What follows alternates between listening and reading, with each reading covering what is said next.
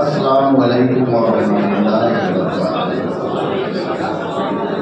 আমি সর্বপ্রথম আপনাদের সামনে একটা ছোট্ট কবিতা দিয়ে শুরু করব, যেটা বর্তমানে বাস্তব।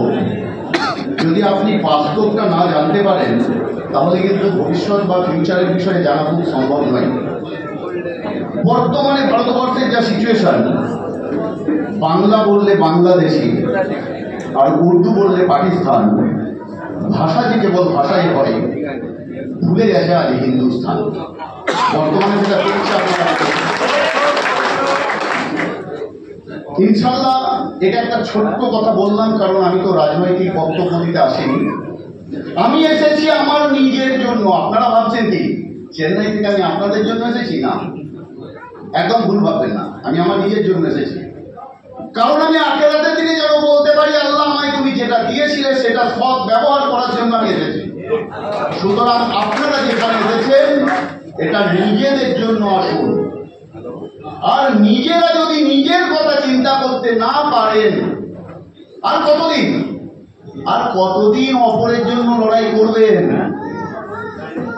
এটা কি আপনাদের মনে হচ্ছে না যে আমাদের যে সমাজ, মুসলিম সমাজ, সেটা অপরের জন্য লড়াই করছে? আচ্ছা, আপনি নিম গাছ একটা পুঁতে দিলেন মাটিতে, আঙুর ফলের আশা করেন কি করে? আমি ভাবলাম আপনারা ভোট দিলেন।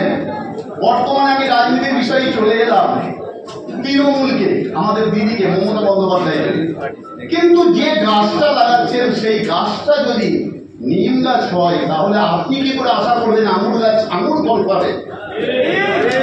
সুতরাং আমার ভোটে আঙুর নিতে হলে আঙুর গাছটা লাগাতে হবে। সেই আঙুর গাছটা হচ্ছে আপনাদের মধ্যে প্রতিনিধি হতে হবে। আমার ভোটে আমি অপর ব্যক্তি, একজন মদখোর, একজন বেঈমান, একজন চোর, একজন দল বদলুকে কি করে ভোট দিয়ে জয়যুক্ত করতে পারি? আমাদের মনে হচ্ছে যে আমাদের একটা স্বভাব হয়ে গেছে যে আমরা চাবো। কেন আমরা নিজেরা আদায় করে নিতে পারবো না আমাদের হককে? আমি একটা প্রশ্ন করেছিলাম সোশ্যাল মিডিয়ায়, হয়তো আমি ভুলও হতে পারে আমার। আমি বলেছিলাম পশ্চিমবাংলার মুখ্যমন্ত্রীর কাছে একটা ছোট্ট প্রশ্ন, পশ্চিমবাংলায় সবকিছুর জন্য আন্দোলন করা সম্ভব? আই এম সো সরি, আর কি করে একটা ঘটনা ঘটেছিল সেটাকে নিয়ে 1 বছর পর্যন্ত আন্দোলন করা সম্ভব?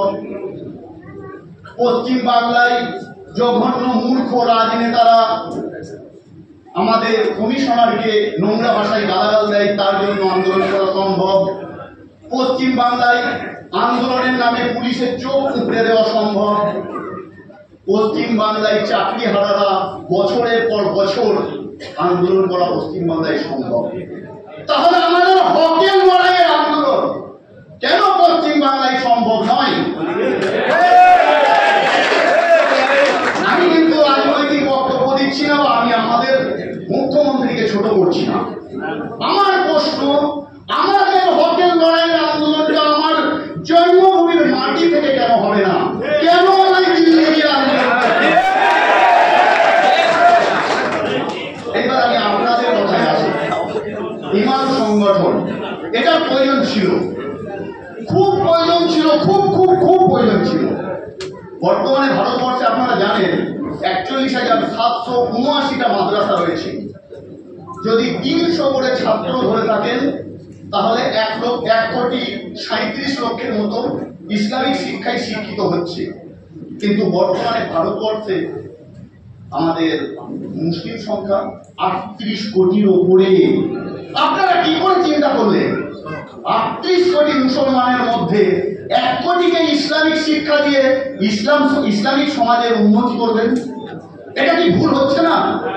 আর যদি ইসলামের সমাজকে অগ্রগতির দিকে নিয়ে যেতে হয়, তাহলে আপনাদের মতো এই ইমাম সংগঠন বা ইমাম, যাকে আমি বলি প্রাইমারি ইসলামিক টিচারের প্রয়োজন আছে।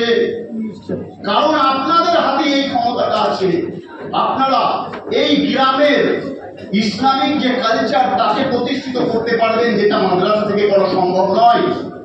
আমি মাঝে মাঝে প্রশ্ন করি, ইনশাআল্লাহ যখন কোন তবলিগ ওয়ালাকে জিজ্ঞেস করি আচ্ছা বুঝুন, দিনের কাজ কেমন চলছে? আলহামদুলিল্লাহ খুব ভালো চলছে। আচ্ছা, যদি দিনের কাজ ভালোই চলে তাহলে মদ খাওয়ার সংখ্যাটা বেড়ে গেল কি করে? নাই দিনের কাজ ভালো চলছে না, নাই আপনার কাজ ভালো চলছে না, দুটো একটা, দুটো তো একসঙ্গে হয় না। তাই যে কাজটা করতে হবে রিয়েলি করতে হবে, সমাজের জন্য করতে হবে। 2 নম্বর প্রশ্ন, আজকে আমি দেখেছি আমার বিয়েটা পর্যন্ত আপনাদের লোকের জন্য হয়, আমার আব্বা ইন্তেকাল করেছে জানাজাটা আপনাদের মতো লোকের জন্য হয়, অর্থাৎ ইমামদের জন্য হয়। কিন্তু আপনাদের থাকার ঘরটা হচ্ছে মসজিদের সিঁড়ির তলায়। আর তারপরেও কি আমরা বলি যে ইমাম সংগঠন ইমাম, এটার জন্য আপনাদেরও একটুখানি ভুল আছে। আপনারা কিছু আমি ক্ষমা করবেন। আপনারা জানেন নোকিয়া একটা ফোন উঠেছিল, আজকে সমাজে কারো কাছে ওই নোকিয়া ফোন পাওয়া যায়? পাওয়া যায় না। তারা সময়ের সঙ্গে সঙ্গে নিজেকে ডেভেলপমেন্ট করে, এটা মনে রাখবেন। অ্যাম্বাসেডর বলে একটা গাড়ি ছিল, তারা কিন্তু সমাজের সঙ্গে সঙ্গে সময়ের সঙ্গে সঙ্গে নিজেকে পরিবর্তন করেনি, তাই অ্যাম্বাসেডর আর দেখা যায় না। আপনারা এই সময় এসেছে, সময়ের সঙ্গে সঙ্গে নিজেদের পরিবর্তন করুন, নিজেদের হকের লড়াই নিজেরা লড়ুন এবং সংঘবদ্ধভাবে লড়ুন। একদিন এমন একটা প্রয়োজন হবে, মসজিদ ফাঁকা থাকবে, 10,000 টাকা মাইনে না দিলে ইমাম পাওয়া যাবে না, দৃঢ় বিশ্বাস আছে। কিন্তু যখনই আমি দেখলাম আমার নিজাম ভাই একটা খুব সুন্দর পেপার বানিয়েছে এবং আপনাদের কিছু শর্ত লিখে বলেছে গ্রামের মসজিদে দিয়ে দিচ্ছি, আমার তো ভয় লাগছে। আজকে কোনো মসজিদে দিয়ে দিলেন বেচারি মুসলিমটাই চলে গেল, অন্যজন কিছু লোক দিয়ে বলবে না না ভাই আমি 8,000 রাখবো, ওনাকে 10,000 দিবে, তখন কি করবেন? প্রশ্নটা বোঝা যাচ্ছে। তাই সর্বপ্রথম আমাদের সংগঠন মজবুত করতে হবে, যে পিছন দরজা দিয়ে যেন অন্য কোনো ঢুকে করতে না পারে। যতদিন আমাদের প্রয়োজন থাকবে ততদিন বাধ্য হয়ে আপনাদের কাছে আসতে হবে, এই প্রয়োজনটাকে আমাদের প্রকাশ করতে হবে। আজকে আমি শুধু চেন্নাই থেকে এসেছি, অনেক ডাল ধরেছি আমি দিন ইসলামের কাজ করার জন্য। সব ডালগুলো প্রায় পলকা দেখেছি, পচা দেখেছি, নোংরা দেখেছি। প্রথম একটা ডাল দেখলাম আমাদের নিজামুদ্দিন ভাই সাহেব, যিনি সমাজের জন্য কিছু করতে চান, ইসলাম সমাজের জন্য। তাই আমি বলবো এই সুযোগ এসেছে।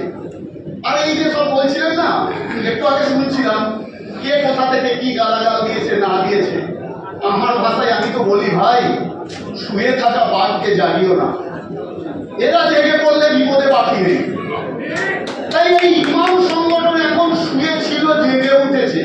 আর যদি জেগে ওঠে তখন কিন্তু এদের ক্ষমতার দ্বারাই ওই 59-40-14 তলায় আমাদের প্রতিনিধি খারাপ করে দেবে, আমাদের এমপি হবে, আমাদের এমএলএ হবে। কেন হয় না ভাই?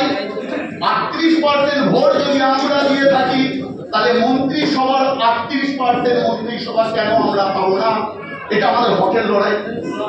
আমি কারোর সঙ্গে লড়াই করতে বলছি না, সাংবিধানিক লড়াই করুন। দিদির কাছে আপনারা যান, গিয়ে বলুন আমাদের প্রতিনিধি আমরা নির্বাচন করবো, আমাদের মূল্যবান ভোটটা আমাদের মতো কোনো নেক ব্যক্তিকে চুজ করবো। আপনার তৈরি করা ওই নিম গাছকে আঙুর গাছ বলে তো আমি লাগাতে দেবো না। আর যদি নিম গাছটাকে আঙুর গাছ বলে লাগান তাহলে কিন্তু দল বসে গিয়ে আপনার ওই কুমিরারি নিয়ে টানাটানি করবে। বর্তমানে যেটা হচ্ছে, একজন বিষ ছড়াচ্ছে সমাজে, তার প্রতিটা শ্বাস প্রশ্বাস নিঃশ্বাসে শুধু হিন্দু মুসলিম হিন্দু মুসলিম হিন্দু মুসলিম। তাই আমি আপনাদের সামনে আমি একটাই অনুরোধ করব, আজ আমি যেটা এসেছি সময়ের খুব কম, আমি যতটুকু বললাম অতটুকু, এর পরে আর নয়। তবে আপনাদের কাছে অনুরোধ, আপনারা কতটা আমার থেকে নিতে পারবেন। যদি আপনারা ঠিক পদ্ধতি অনুযায়ী নিতে পারেন তাহলে ইনশাল্লাহ আমি দিতে তৈরি আছি, প্রস্তুত। কিন্তু যদি নিতে গিয়ে গড়বড় করে ফেলেন তাহলে কিন্তু আমার চাবিটা বন্ধ হয়ে যাবে, আমি স্পষ্ট বলছি। তো সর্বপ্রথম সংগঠনকে মজবুত করতে গেলে সর্বপ্রথম মনে হয় প্রতিটা ব্লকে একটা করে অফিসের দরকার। তবে আমি আজকে আপনাদের সামনে একটা এলান করছি, যে সংগঠনের বুথ থেকে সর্বপ্রথম জায়গা রেডি করতে পারবে ইনশাআল্লাহ সেখানে সর্বপ্রথম বুথ অফিস তৈরি করে দেওয়া হবে। আপনারা লড়াই শুরু করবেন, কে আগে আগে অ্যাপ্লাই করবেন। কারণ যদি আপনার থেকে কি করে করবেন? তাই সংগঠনের সর্বপ্রথম যেটা প্রয়োজন সেটা হচ্ছে প্রতিটা বুথে বুথে, ব্লকে ব্লকে নিজেদের অফিস। কালকে আরেকটা কথা শুনলাম, খুব ভালো লাগলো। এক ভাইজান বলছিলেন ওনাকে নাকি মারার হুমকি দিচ্ছে যদি ভয় খাচ্ছে, সুতরাং আমি ছেড়ে দেবো যদি সংগঠন আমার সাথ না দেয়। কাল শুনছিলাম। আমি আপনাদের সামনে একটা কথা বলবো, মানুষ এত চালাক না। শুকনো গাছে কেউ ঢিল মারে না, যে গাছে ফল ধরে তারা ধার সেই গাছে ঢিল মারে। সুতরাং আপনি যত বেশি কাজ করবেন আপনার শত্রু তত বেশি বাড়বে, সুতরাং ভয় খাওয়ার কোনো প্রশ্ন নেই।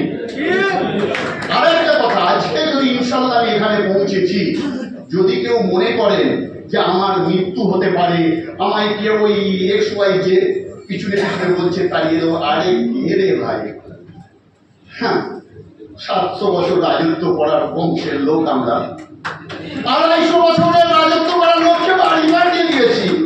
আর তুই কোথা থেকে বাবা দল বদলে এসে আমাদের বলছিস যে নাকি তাড়িয়ে দেবে বাংলাদেশি? ভাই এখনো সময় আছে, যদি পারো এই ভিডিওটা ছড়িয়ে দিয়ে তাদের কাছে প্রমাণ করে দাও শুয়ে থাকা বাঘকে জাগিও না, জেগে গেলে বিপদ আছে। আমরা ভাই তোমার মতন মুখে বলি না, আমরা যা করি কাজে করে দেখিয়ে দিই, ইনশাল্লাহ সেটা করি। তাই আপনাদের সামনে আমি যেটা বলবো, প্রথমে একটা করে অফিস, দ্বিতীয় হচ্ছে ইমামদের আর্থিক অবস্থা খুবই খারাপ, তাই তাদের জন্য আমি একটা ইচ্ছা করেছি, আল্লাহ তাআলা আমায় দিয়েছে, আমি আপনাদের জন্য হেল্প করতে রাজি আছি। তাই প্রতিটা বছর মসজিদ থেকে যে মাসের মাইনেটা আপনাদের আসবে, তাতে তো সংসার চালা তো দূরের কথা, বাজার খরচাই হয় না। তাহলে আপনি দোয়াটা মন থেকে করবেন কি করে? আপনার ফ্যামিলি তো বাড়ি থেকে খুব চিন্তা দিয়েছে, আজকে বাড়ি ফেরার সময় যদি বাজার ভালো না করেন তাহলে অসুবিধা আছে। তাই আপনাদের প্রতি বছরে একটা করে ছোট্ট গিফট বলে রাখা যাবে, যেটা আপনাদের 1 মাস 2 মাসের জন্য একটা কাজে লাগবে। নাম্বার 3, আপনাদের জন্য একটা সুব্যবস্থা আমি নিয়ে এসেছি, ইনশাল্লাহ আমি নিজামুদ্দিন ভাই আপনাদের বলে দেবেন।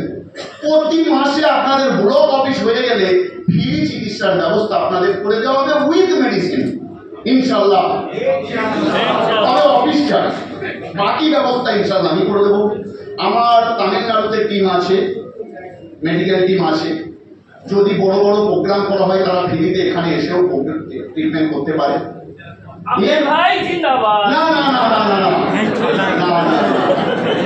আজকে শুরু হয়েছে, আজকে কোথা থেকে দল বদলে যাবে বিপদে বাকি থাকবে না।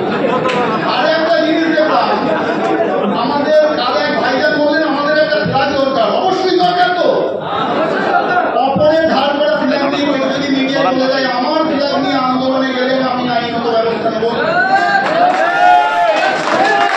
আমাদের ফ্ল্যাগ চাই ভাই, আমরা ধার করা ফ্ল্যাগ নিয়ে লড়তে রাজি নয়।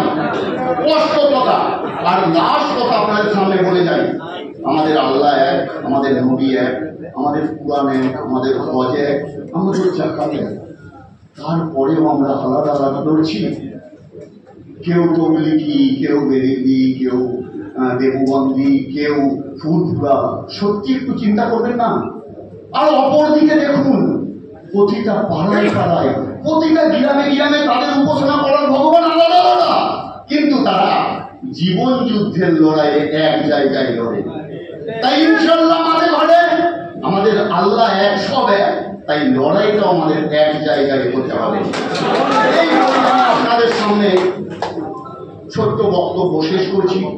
সকলে সুস্থ থাকুন, ভালো থাকুন, আর এই সংগ্রামী আন্দোলনকে চালিয়ে যান। ইনশাল্লাহ আমি আপনাদের সামনে থাকবো, যদি দরকার পড়ে জানটাও দেবো, তবে আপনাদের জন্য নয়, আমার জন্য, আখিরাতের জন্য। সকলে সুস্থ থাকবেন। ধন্যবাদ।